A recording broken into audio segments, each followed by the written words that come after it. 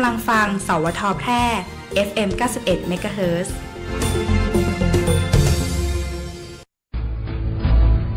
เพราะเรามีหน้าที่กำกับดูแลบริษัทประกันภัยตัวแทนและนายหน้าประกันภัยให้มั่นคงโปร่งใสเพราะเรามีหน้าที่ส่งเสริมพัฒนาธุรกิจประกันภัยให้ก้าวหน้าและมีประสิทธิภาพและเพราะเรามีหน้าที่คุ้มครองสิทธิประโยชน์ของผู้เอาประกันภัยและประชาชนเพราะทุกเรื่องการประกันภัยคือหน้าที่รับผิดชอบของเราสำนักงานคณะกรรมการกำกับและส่งเสริมการประกอบธุรกิจประกันภัยคปภ.สายด่วนประกันภัยโทร1186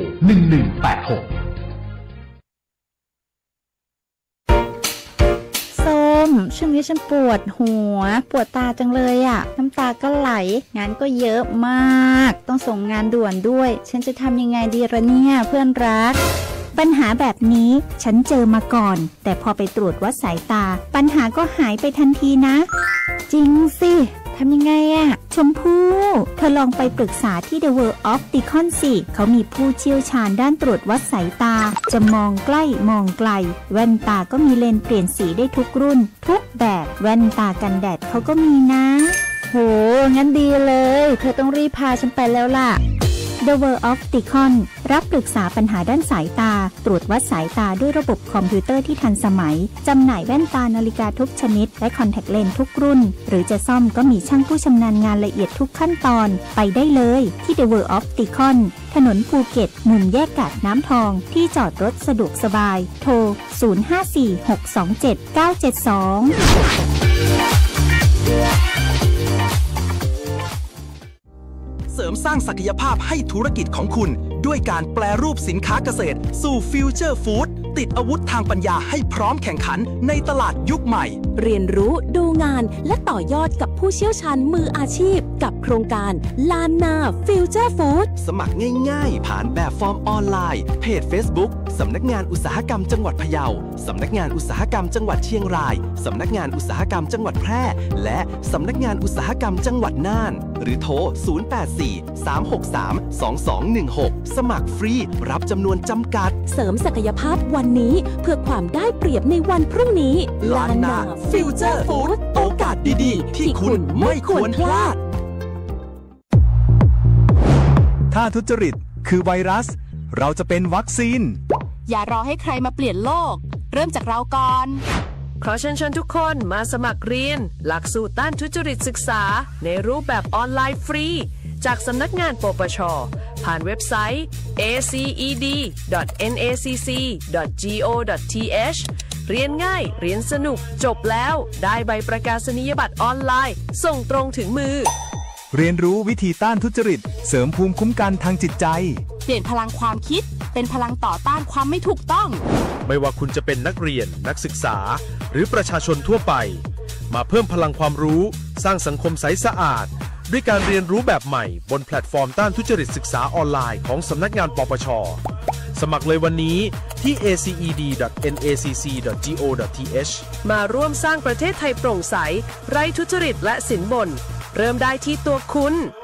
สนับสนุนโดยกองทุนปปช.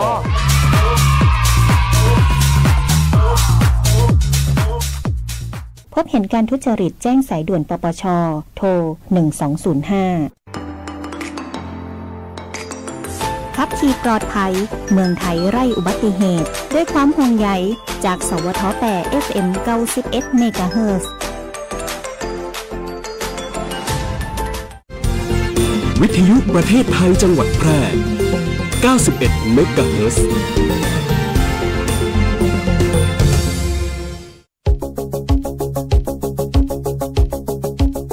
ข่าวสารฉับไวใกล้ตัวบริการทันใจร่วมแรงร่วมใจงานบ้านงานบุญประกวดราคาโปร่งใสและติดตามสภาพอากาศประจำวันโดยทีมข่าวสวท.แพร่ FM 91 เมกะเฮิรตซ์สถานีข่าว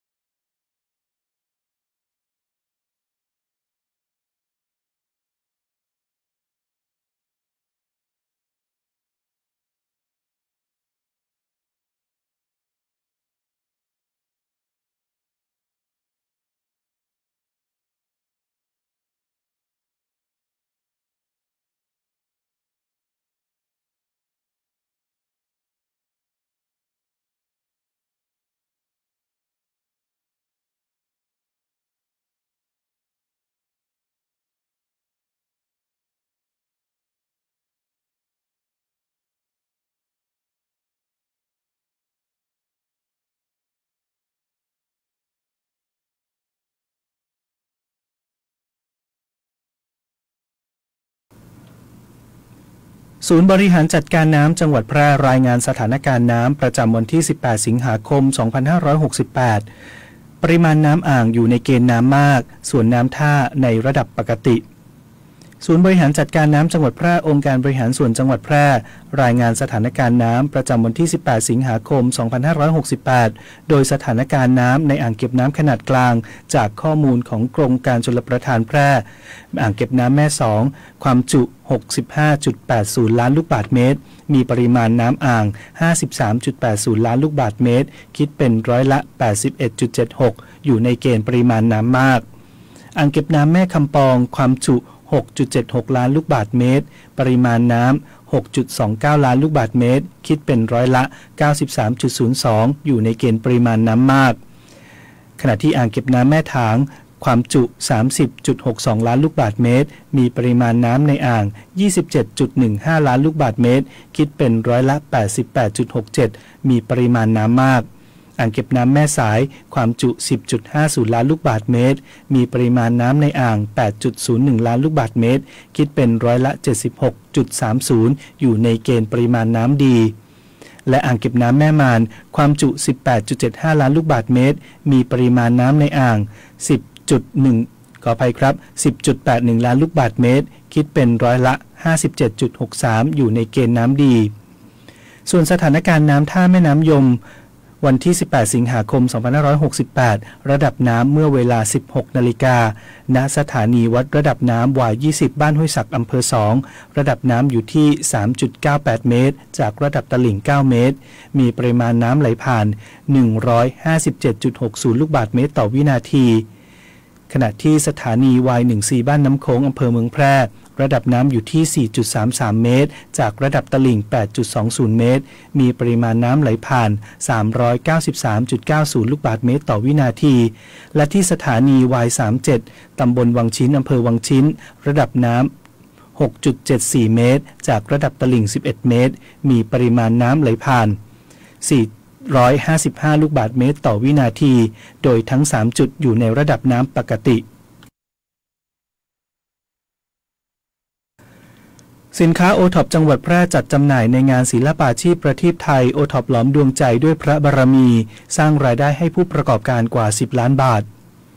นายวีรการบุญตันพัฒนาการจังหวัดแพร่เปิดเผยว่า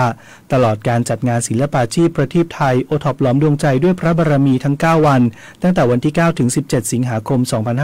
2568 สินค้าโอท็อปจังหวัดแพร่ได้รับการตอบรับจากประชาชนเป็นอย่างดีในการเข้าร่วมชมงานและเลือกซื้อสินค้าณอาคาร Challenger 1-3 ศูนย์แสดงสินค้าและการประชุม Impact เมืองทองธานีอำเภอปากเกร็ดจังหวัดนนทบุรีซึ่งจังหวัดแพร่โดยสำนักงานพัฒนาชุมชนจังหวัดแพร่ได้นำผู้ประกอบการประเภท O-Top 3-5 ดาวศิลปิน O-Top O-Top Trader O-Top Premium O-Top ขึ้นเครื่องและกระทรวงพาณิชย์กว่า 47 รายจัดจำหน่ายรวม 39 บูธภายในงานโดยตลอดการจัดงานสามารถสร้างรายได้ให้ผู้ประกอบการยอดจำหน่ายรวม 10,519,050 บาทโดยสินค้าที่ได้รับความสนใจจากประชาชนมากที่สุดได้แก่ผลิตภัณฑ์ผ้าและเครื่องแต่งกายยอดจำหน่ายรวม 3,95,130 บาทรองลงมาคือผลิตภัณฑ์ของใช้ของที่ระลึกและผลิตภัณฑ์เครื่องดื่มซึ่งงานศิลปาชีพประทีปไทยโอท็อปหลอมดวงใจด้วยพระบารมีทำให้ผู้ประกอบการโอท็อปจังหวัดแพร่ได้มีช่องทางการตลาดและมีรายได้เพิ่มขึ้นรวมทั้งได้มีการเรียนรู้แนวทางในการพัฒนาผลิตภัณฑ์โอท็อปเพื่อตอบสนองความต้องการของตลาด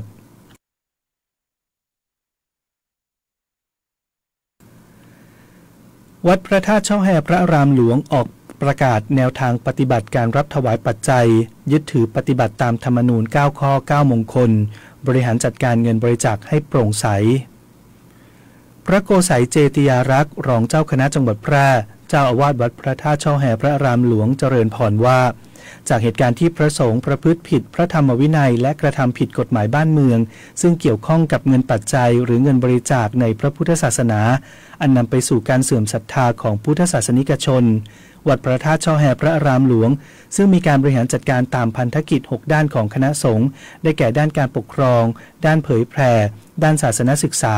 ด้านสาธารณูปการด้านสาธารณสงเคราะห์และด้านศึกษาสงเคราะห์ จึงได้ออกประกาศวัดพระธาตุช่อแฮถึงแนวทางปฏิบัติเกี่ยวกับการรับถวายปัจจัยเพื่อให้การบริหารจัดการวัดเป็นไปตามพระธรรมวินัยกฎหมายและธรรมเนียมแบบแผนแห่งคณะสงฆ์ไทยโดยได้อาศัยมติในที่ประชุมคณะสงฆ์วัดพระธาตุช่อแฮมติดังกล่าวกำหนดให้การรับถวายปัจจัยต้องมีการชี้แจงวัตถุประสงค์การถวายให้ชัดเจนเพื่อไม่ให้เกิดความสับสนโดยให้เขียนใบปวารณามอบถวายแด่พระสงฆ์ที่รับถวายไม่อนุญาตให้มีการโอนปัจจัยเข้าบัญชีส่วนบุคคลนอกเหนือจากบัญชีในนามของวัดทุกกรณีหากญาติโยมประสงค์จะถวายปัจจัยแด่ภิกษุสามเณรรูปใดรูปหนึ่งให้ระบุชื่อภิกษุสามเณรรูปนั้นในใบปวารณาหรือโอนเข้ากองทุนสังฆทานเพื่อให้คณะกรรมการจัดถวายแด่ภิกษุสามเณรดังกล่าวต่อไปทั้งนี้ให้พระภิกษุสามเณรศาสนการเจ้าหน้าที่และศรัทธาประชาชนวัดพระธาตุช่อแฮยึดถือและปฏิบัติตามธรรมนูญ9ข้อ9มงคลวัดพระธาตุช่อแฮพระอารามหลวงอย่างเคร่งครัดเพื่อให้การบริหารจัดการเงินปัจจัยต่างๆเป็นไปอย่างโปร่งใสและเกิดศรัทธาเลื่อมใสจากสาธุชน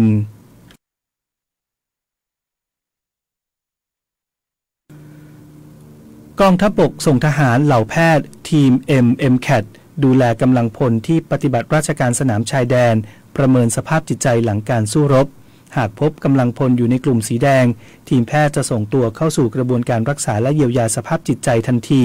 เพื่อฟื้นฟูสุขภาพกำลังพลให้กลับมาปกติโดยเร็วพลเอกพนาแคล้วปลอดทุกข์ผู้บัญชาการทหารบกได้มอบหมายให้กรมแพทย์ทหารบกและโรงพยาบาลทหารในพื้นที่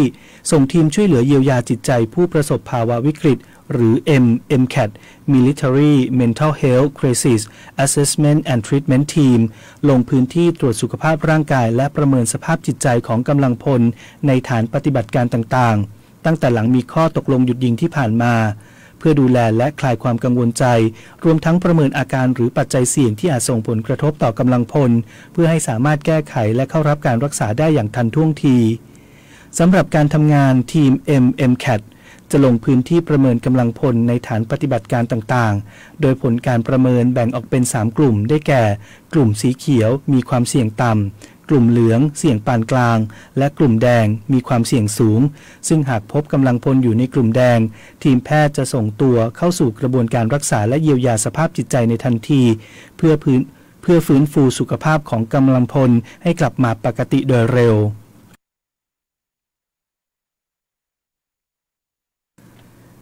ไทยเตรียมเสนอหนังใหญ่ขึ้นทะเบียนยูเนสโกประเภทแผนงานโครงการและกิจกรรมที่มีการสงวนรักษาที่ดีในเดือนมีนาคมปี 2569 นางสาวแพทองธารชินวัตรนายกรัฐมนตรีและรัฐมนตรีว่าการกระทรวงวัฒนธรรมเปิดเผยว่าที่ประชุมคณะกรรมการส่งเสริมและรักษามรดกภูมิปัญญาทางวัฒนธรรมครั้งที่ 1/2568 พิจารณาเสนอโครงการฟื้นฟูหนังใหญ่โดยชุมชนหนังใหญ่ในประเทศไทยเพื่อเสนอขึ้นทะเบียนต่อยูเนสโกในบัญชีประเภทแผนงานโครงการและกิจกรรมที่มีการสงวนรักษาที่ดีเนื่องจากหนังใหญ่เป็นศิลปะการแสดงไทยทำจากหนังวัวหรือหนังควายจัดแสดงกลางแจ้งในพระราชวังวัดหรือหมู่บ้านโดยใช้แสงกองไฟส่องผ่านจอผ้า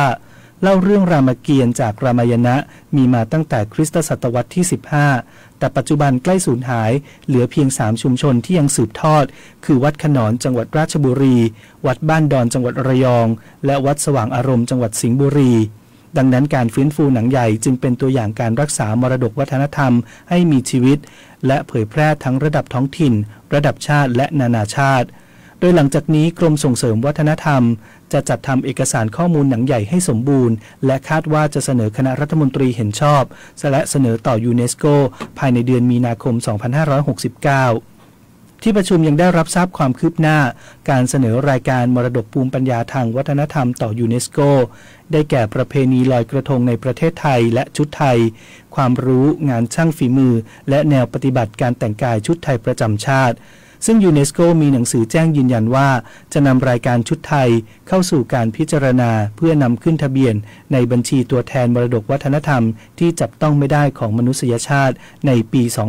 2569 นอกจากนี้ที่ประชุมได้รับทราบการเสนอรายการข้าวเม่าเป็นมรดกร่วมกับประเทศในอาเซียนเพื่อเสนอยูเนสโก เนื่องจากประเทศฟิลิปปินส์เชิญชวนประเทศไทยและประเทศต่างๆในอาเซียนที่มีมรดกภูมิปัญญาทางวัฒนธรรมเกี่ยวกับข้าวเม่า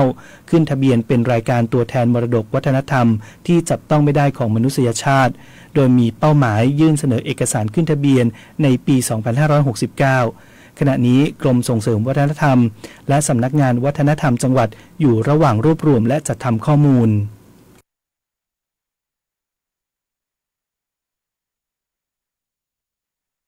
ทุกร้อนนอนไม่หลับขยับไปทางไหนก็เจอแต่ปัญหาไม่ว่าจะเป็นเรื่องเล็กหรือเรื่องใหญ่ถ้าเป็นปัญหาทางกฎหมายอัยการช่วยได้หากท่านมีปัญหาต้องการคำแนะนำและช่วยเหลือทางกฎหมายปรึกษาได้ที่สำนักงานอัยการทั่วประเทศหรือสายด่วนปรึกษากฎหมาย1157สำนักงานอัยการสูงสุดที่พึ่งด้านกฎหมายของรัฐและประชาชนกฎหมายง่ายจังแค่ฟังก็เข้าใจโดยสำนักงานกิจการยุติธรรมตอนโรงรับจำนำไม่ออกตัวให้ทำไงดีเอาอีหนูลุงจะเอาเตารีดกับหม้อหุงข้าวมาจำนำนะได้เลยค่ะลุงทั้งหมดนี้หนูให้ได้ 3,000 บาทนะแล้วตั๋วจำนำลุงอะอีหนูเอ้ยกฎหมายว่าไว้การที่นำสิ่งของมาจำนำโรงรับจำนำหรือผู้รับจำนำต้องออกตั๋วจำนำไว้เป็นหลักฐานให้กับคนที่เอาของมาจำนำด้วยและติดหมายเลขที่ของชิ้นนั้นให้ตรงกับเลขตั๋วจำนำด้วยนะคะถ้าหากโรงรับจำนำหรือผู้รับจำนำละเลยไม่ทำตามกฎหมายมีโทษปรับเงินถึง 2,000 บาทนะคะทำอะไรต้องตรงไปตรงมาไม่เช่นนั้นนอกจากจะเสียค่าปรับแล้วอาจโดนข้อหาฉ้อโกงได้นะคะลุงหนูขอโทษนะคะหนูเพิ่งมาใหม่หนูไม่รู้จริงๆค่ะไม่เป็นไรค่อยๆทำนะอีหนูเอ้ยเดี๋ยวเอกสารตกหล่นจะได้ไม่มีปัญหาทีหลังหากสงสัยเรื่องกฎหมายหรือได้รับความไม่เป็นธรรมติดต่อสำนักงานยุติธรรมจังหวัดทั่วประเทศหรือโทรสายด่วนยุติธรรม1111กด77นะจะบอกให้หมายจับปลอมจากกลุ่มผู้ก่อเหตุ call center ที่ส่งมาทางไลน์ของผู้เสียหายคือหลักฐานที่แม่ค้าขายเครื่องสำอางออนไลน์ในอำเภอหาดใหญ่นำเข้าแจ้งความกับตำรวจภูธรคอหงส์หลังจากมีกลุ่มผู้ก่อเหตุ call center โทรศัพท์เข้ามาอ้างว่าเป็นเจ้าหน้าที่ฝ่ายบัตรเครดิตของธนาคารแห่งหนึ่งพบการปลอมแปลงเอกสารและอ้างว่ามีชื่อของผู้เสียหายไปเกี่ยวข้องกับการฟอกเงินที่เกี่ยวกับยาเสพติดจากนั้นใช้กลอุบายขอไลน์ของผู้เสียหายและมีชายคนหนึ่งวิดีโอคอลเข้ามาอ้างว่าเป็นเจ้าหน้าที่ตำรวจก่อนจะส่งหมายจับจากศาลจังหวัดขอนแก่นมาให้ดูทำให้ผู้เสียหายตกใจจึงโอนเงินที่มีอยู่ทั้งหมด 1,700,000 บาทเข้าบัญชีของผู้ก่อเหตุโทรมานะคะที่เขาบอกว่าอันนี้จะเป็นเหมือนในแอปเนี่ยเราไปติดตั้งได้เลยว่ามันจะขึ้นว่าเป็นเบอร์มิจฉาชีพแต่เอาจริงๆแล้วนะคะบอกเลยว่าฝากไว้เลยว่ามันไม่ได้ขึ้นนะคะของหนูอะเป็น iPhone มันไม่ได้ขึ้นว่ามิจฉาชีพมันขึ้น044ไม่มีอะไรเลยไม่ได้เขียนว่ามิจฉาชีพแต่พอเราวางคุยเสร็จเท่านั้นค่ะมันจะขึ้นว่ามิจฉาชีพค่ะแต่เหมือนเวลาถ้าเราสั่งของจากเคอรี่ก็ขึ้นเคอรี่เลยปกติแต่อันนี้ไม่ได้ขึ้นอะไรเหมือนเป็นเบอร์ที่044จากธนาคารจริงๆเลยอะค่ะแล้วการที่เขาคุยก็เรียนแบบมาจากเหมือนเพราะเราก็ใช้บัตรเครดิตบางทีแล้วก็มีเขาก็โทรมาหาเรามันก็คือการคุยอะไรกันแบบนี้อยู่แล้วอะค่ะผู้เสียหายบอกว่าไม่รู้มาก่อนว่ามีแก๊ง call center เพราะแต่ละวันยุ่งกับการทำงานไม่ได้ติดตามข่าวสารส่วนเงินที่สูญเสียไปนั้นเป็นเงินทั้งหมดในบัญชีและอยากให้ตำรวจช่วยติดตามขบวนการนี้มาดำเนินคดีผมถูกบังคับใช้แรงงานไม่ได้ค่าจ้างมาหลายเดือนแล้วพี่ช่วยผมได้ไหมครับไม่ต้องกังวลนะคะพวกเราศูนย์ดำรงธรรมกำลังไปช่วยแล้วพบเห็นเบาะแสการกระทำผิดค้ามนุษย์แจ้งสายด่วนศูนย์ดำรงธรรม1567ตลอด24ชั่วโมงด้วยความปรารถนาดีจากกระทรวงมหาดไทยและมูลนิธิ World Childhood Foundation ในสมเด็จพระราชินีซิลเวียแห่งสวีเดนติดตามพยากรณ์อากาศประจำวันจากสถานีอุตุนิยมวิทยาแพร่จันทร์ที่18สิงหาคม2568ลักษณะอากาศทั่วไปของประเทศไทยมีฝนลดลงแต่ยังคงมีฝนตกหนักบางแห่งในภาคเหนือภาคตะวันออกเฉียงเหนือและภาคตะวันออก ขอให้ประชาชนโดยเฉพาะบริเวณจังหวัดแม่ฮ่องสอนบึงกาฬสกลนครนครพนมมุกดาหารจันทบุรีและตราดระวังอันตรายจากฝนตกหนักและฝนที่ตกสะสมซึ่งอาจทำให้เกิดน้ำท่วมฉับพลันและน้ำป่าไหลหลากโดยเฉพาะพื้นที่ลาดเชิงเขาใกล้ทางน้ำไหลผ่านและพื้นที่ลุ่มเนื่องจากร่องมรสุมพาดผ่านภาคเหนือและภาคตะวันออกเฉียงเหนือตอนบนเข้าสู่หย่อมความกดอากาศต่ำกำลังแรงบริเวณทะเลจีนใต้ตอนบนประกอบกับมรสุมตะวันตกเฉียงใต้กำลังค่อนข้างแรงที่พัดปกคลุมทะเลอันดามันประเทศไทยและอ่าวไทยมีกำลังอ่อนลงสำหรับคลื่นลมบริเวณทะเลอันดามันตอนบนและอ่าวไทยตอนบนมีกำลังอ่อนลงเป็นกำลังปานกลางโดยทะเลอันดามันตอนบนมีคลื่นสูงประมาณ2เมตรส่วนทะเลอันดามันตอนล่างและอ่าวไทยมีคลื่นสูง 1-2 เมตรบริเวณที่มีฝนฟ้าคะนองคลื่นสูงมากกว่า2เมตรขอให้ชาวเรือเดินเรือด้วยความระมัดระวังและหลีกเลี่ยงการเดินเรือในบริเวณที่มีฝนฟ้าคะนองพยากรณ์อากาศบริเวณภาคเหนือมีฝนฟ้าคะนอง60%ของพื้นที่และมีฝนตกหนักบางแห่งบริเวณจังหวัดแม่ฮ่องสอนเชียงรายพะเยาน่านอุตรดิตถ์ตากพิษณุโลกและเพชรบูรณ์อุณหภูมิต่ำสุด 22-24 องศาเซลเซียสอุณหภูมิสูงสุด 32-35 องศาเซลเซียสลมแปรปรวนความเร็ว 10-15 กิโลเมตรต่อชั่วโมงพยากรณ์อากาศบริเวณจังหวัดแพร่มีฝนฟ้าคะนอง60%ของพื้นที่กับมีฝนตกหนักบางแห่งทัศนวิสัย 7-10 กิโลเมตรลมแปรปรวนความเร็ว 10-15 กิโลเมตรต่อชั่วโมงอุณหภูมิสูงสุดที่สถานีอุตุนิยมวิทยาแพร่วานนี้วัดได้ 32.0 องศาเซลเซียส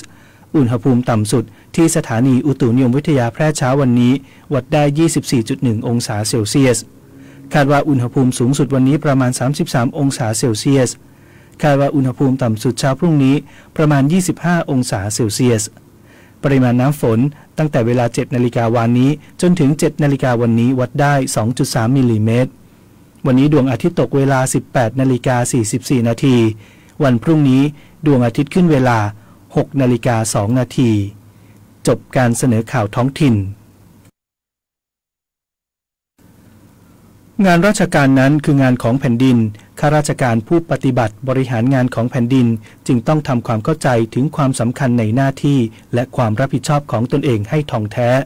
โดยถือประโยชน์ที่จะเกิดจากงานเป็นหลักใหญ่พระบรมราโชวาทพระบาทสมเด็จพระเจ้าอยู่หัวธนชัยสุวรรณากาศอ่าน